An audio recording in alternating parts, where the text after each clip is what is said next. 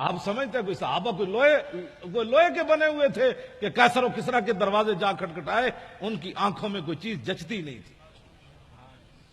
تو جب ساری رات بندہ کیبل دیکھے، ساری رات جو ہے وہ غلط کام دیکھے، تو صبح اٹھ کر تو اس کو جاگ بھی نہیں آنی نماز کے لیے.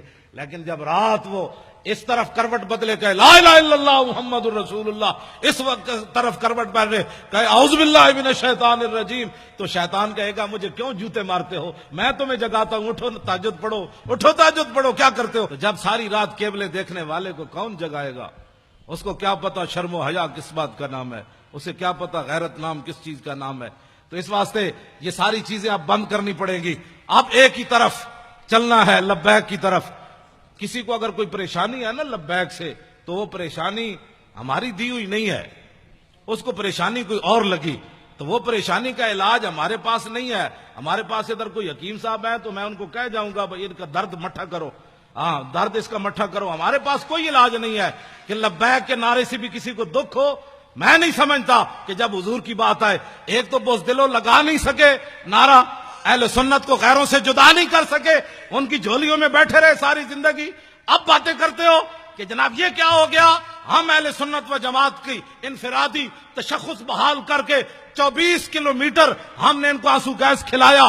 آنسو گیس کھلانے کے بعد ربڑ کی گولیاں کھائیں، پھر 4 دن بھوکے رہ کر بھی 4 فٹ بلند ہو کر زمین سے کہتے تھے لبیک یا رسول اللہ، لبیک لبیک یا رسول اللہ، لبیک لبیک لبیک یا رسول اللہ، لبیک یہ منظر ہم نے پیدا کیا. رسول اللہ، لبیک لبیک لبیک یا رسول اللہ، لبیک لبیک لبیک یا رسول اللہ. نہیں ہونی چاہیے. یہ تو میرے آقا و مولا کی. ہاں جی، اب کسی کو کیا اس میں پریشانی ہے؟ لبیک کا نعرہ.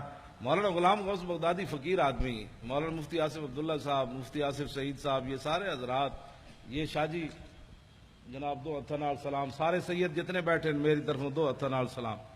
ہمارے شیخ الحدیث صاحب تشریف لے آئے، یہ مولانا جو ہے وہ لیاقت اظہری صاحب، یہ سارے حضرات ہمارے جتنے علماء، یہ احمد رضا صاحب، یہ سارے نوجوان، یہ ان کے اندر یہ جو دم خم، یہ ایسے یہ حرارت، آپ کیسے؟ میں نے کہا آپ اٹھیں، میں نے کہا نعرے لگائے. یہ بات ممتاز قادری، ایک تو ہے نا ممتاز قادری کا نام بھی نہ لینا، باتیں کرتے ہو. یہ بات ایسے سٹیج پر کبھی ہم نے کر دی نا تو پھر زندگی میں یاد رکھنا، ہم ویسے فقیر آدمی ہیں، بڑے مسکین آدمی ہیں، لیکن جب میرے آقا کی بات آئے تو میں نے تو ان وزیروں کو بھی کہا جو صوبائی وزیر بیٹھے ہوئے تھے مذاکرات میں نے کہا تم ہمارے سائز کے آدمی نہیں ہو، تم ہمارے مقابل کے آدمی نہیں ہو. حالانکہ میرے جیسا آدمی ویل چیئر پر بیٹھ کر وہ ایسے کانپتے تھے. میں نے کہا تم ہمارے سائز کے آدمی نہیں ہو، جب تمہارے بڑوں سے ہماری کبھی بات ہوگی نا تو ہمارے خون سے، ہماری آنکھوں سے ابھی خون نہیں اترا، ہم نے ممتاز قادری کے خون کا تم سے بدلہ لینا ہے. غازی تیرے پیروکار، غازی تیرے پیروکار، غازی تیرے پیروکار. توجہ، میں نے ایسے ہی ان سے بات کی، بالکل ایسے جس طرح وہ سامنے بیٹھا ہوا تھا. تو زعیم قادری وہ وزیر ہے، تو میں نے کہا شاہ جی آپ کو پتہ ہے کہ جس کو آپ قائد مانتے ہیں وہ مرزائیوں کو اپنا بہن بھائی کہتا ہے؟ کہا کہ نہیں ہے یہ بات، کہیں نہیں، آپ ایسے باتیں کر رہے ہیں. میں نے کہا دکھاؤ اس کو کلپ.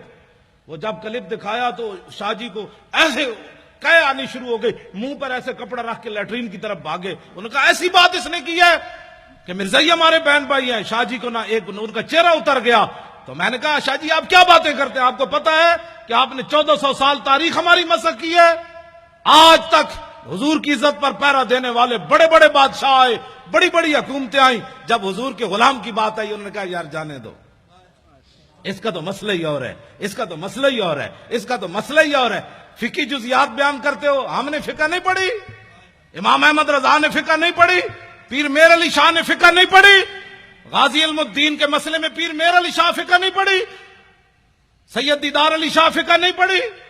جو جنازہ پڑھانے آیا اس کو چاہیے تھا، وہ کہتا ہے اس لڑکے نے قانون ہاتھ میں لیا، لیکن شاہ جی جنازہ پڑھانے کے لیے مصلے پر کھڑے ہو گئے. ایسے جب نگاہ اٹھائی تو 6 لاکھ بندے اس وقت موجود تھے. شاہ جی نے جب ایسے نگاہ کی تو غش کھا کر نیچے گر گئے. جب ہوش آیا تو روتے رہے، یا رسول اللہ ساری زندگی حدیث پڑھائی، قرآن پڑھایا، جمعے پڑھائے، حج کیے، یا رسول اللہ کبھی خواب میں بھی دیدار نہیں کرایا، تو آپ بنفس نفیس اس کے جنازے میں تشریف لے آئے۔ آپ تم 1400 سال ہماری تاریخ مسخ کرو اور کہو کہ مولوی خادم امن سے بات کرے۔ امن سے بات تو تب ہے تم نے میرے گھر میں حملہ کیا، تم نے میری 3 لائبریریاں توڑی۔ نہیں، میرے 14 سال میرا بیٹا ہے، وہ ہے بھی سکا سا، اور اس کو تم نے مارا، کان پکڑائے رکھے، اس کے جناب آگے سے بھی جناب بوٹ مارے، اس کے آگے سے بھی پیچھے سے بھی اسے کان پکڑایا، گالیاں تم دیتے رہے اس کو۔ میں خوش ہوں تم نے گالیاں دی، اس لیے کہ مولوی خادم نے کوئی ڈکیتی تو ماری نہیں، مولوی خادم نے کوئی ملک تو بیچا نہیں، ملک تو لوٹا نہیں۔ میرے بیٹے کو مارنے کی صرف وجہ یہ تھی کہ تاکہ اولاد تو آخر اولاد ہوتی ہے، بندے کو بزدل بنا دیتی ہے، تو اس کو اتنا مارا کہ مرنے کے قریب جب پہنچا تو کہا آپ دفع ہو جاؤ، اور اس کو اتنا، میں پھر بھی خوش ہوں، پھر مارو، میں جو حاضر ہوں، اس کو کیوں مارتے ہو؟ میں جو تقریریں میں کرتا ہوں، مجھے پکڑ کر مارو، مجھے گھسیٹو، تم نے گھسیٹا بھی ہے، لیکن اس کے باوجود آج تک میں خوش ہوں کہ اس لیے کہ مجھے رسول اللہ کے نام پر گھسیٹا گیا۔ توجہ نہیں، کیوں ماریں گے غازی؟ کیوں ماریں گے یہ غازی؟ ان کے باپ کا ملک ہے۔ لبیک یا رسول اللہ، لبیک لبیک لبیک یا رسول اللہ، لبیک لبیک لبیک یا رسول اللہ۔ بیٹھے بات سنیں، بات میں ختم کرنے لگا ہوں، آپ سے اتنی باتیں ہیں۔ کیوں مارے؟ یہ نعرہ بالکل نہیں لگانا، ہم اپنے بچوں کو پالے اور یہ مارتے رہیں، کیوں مارتے رہیں؟ تو کتنے غازی ماریں گے؟ کیوں مارے یہ کتنے غازی؟ ابھی تو ایک کام نے حساب لینا ہے۔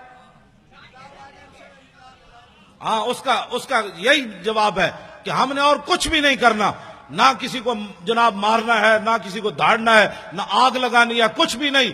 اب لبیک کہتے کہتے آپ تخت پر جا کر حضور کے دین کو بٹھا دیں، بس سبحان اللہ۔ بس یہی غازی صاحب کے خون کا بدلہ ہے، یہی مولوی خادم کی پگڑی اتارنے کا بدلہ ہے، یہی میرے گریبان پکڑنے کا مطلب ہے، یہی مجھے ہتھکڑیاں لگانے کا یہی جواب ہے کہ بچوں یہ سارا کچھ ہم نے اس لیے کیا کہ تاکہ حضور کا دین تخت پر آ جائے، بس بات ختم ہے۔